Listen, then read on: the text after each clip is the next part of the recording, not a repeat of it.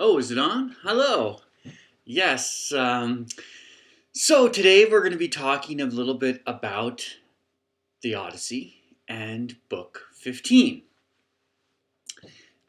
which the translator entitles The Prince Returns. And what we're going to be focusing on today is the ways in which this particular book of the Odyssey and this section, kind of more largely, deals specifically with the concept and emotional experience of being homeless, of being a refugee, of being a migrant, of being a criminal, of being a slave, and some of the familiar kind of concerns that we're suggesting have emerged from the Greek Dark Ages reappear profoundly in this particular part of the Odyssey. So one thing that we kind of sense in the very beginning as Athena comes and urgently brings a message to Telemachus is that parts of the plot, parts of the threads of the Odyssey are kind of coming together, right? There is this sudden sense of urgency that Telemachus must go home at once, that, in other words, things are unfolding, action is about to take place, and Telemachus needs to be there to play this kind of central role, right? So already we're kind of being teased with this idea of a reuniting father and son, one that has really been emotional, especially for Telemachus, but also we know for Odysseus too. And so now, in this kind of romantic way, the author is letting us know that we can kind of anticipate like the sort of the stirrings of a great emotional reunion. And in your PowerPoint slides, I put up a picture of an estranged father and son. And the father was lost at sea, interestingly enough. For 2 weeks, he was a fisherman and a sailor who lived on his boat in Hawaii and feared dead, was lost for 12 days or something like that. And then the Coast Guard, searching for his closest relative, contacted his son in Missouri, in the central part of the United States, and called him up out of the blue and said, "We think your father's dead." And then called him 2 weeks later and said, "We found him alive." And then the father and son reunited, and who knows what happened to their relationship after not seeing each other for 20 years, but perhaps it went somewhere. But the point is that there's this powerful emotional payoff coming, and we sort of are hungering for it and thirsting for it. There's many different threads coming together in the narrative, but one of them, and one of the very most important and significant ones, given how much attention has been paid to Telemachus so far in this book, is of fathers and sons. And so here we go, right? We're launching into this. So right away, we start to see the extent to which the category of guest can blur very easily into the category of captive.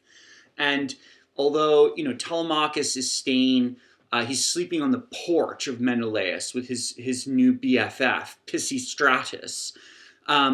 And we see that, in a sense, Telemachus has to flee his hosts.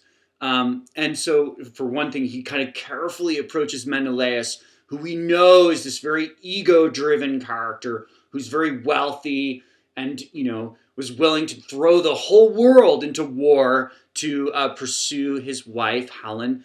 And she herself also is this kind of ambiguous character whom you can feel her sort of sexual power, for example, as the writer describes her kind of face like flushing as she presents Telemachus with this gift. And you can see that these gifts are so wealthy, and so these tokens they're so much that they almost embarrass Telemachus, that they almost render him kind of more helpless and in the power of his hosts. So yeah, these sort of unstable categories, and this elaborate ritualization that happens as Telemachus leaves the house of Menelaus.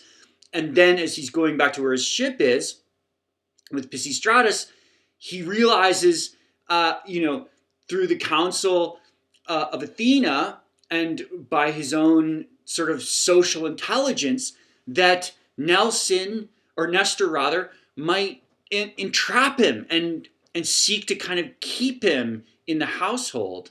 When he shares this fear with Pisistratus, who also thinks it over and says, you know what, you're right. Like, my father is so domineering that he'd be terribly offended and he won't let you leave.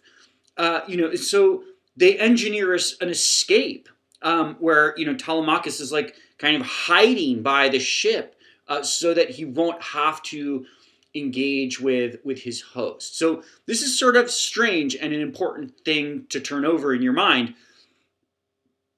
When does love become a form of entrapment? When does generosity become a form of dominance?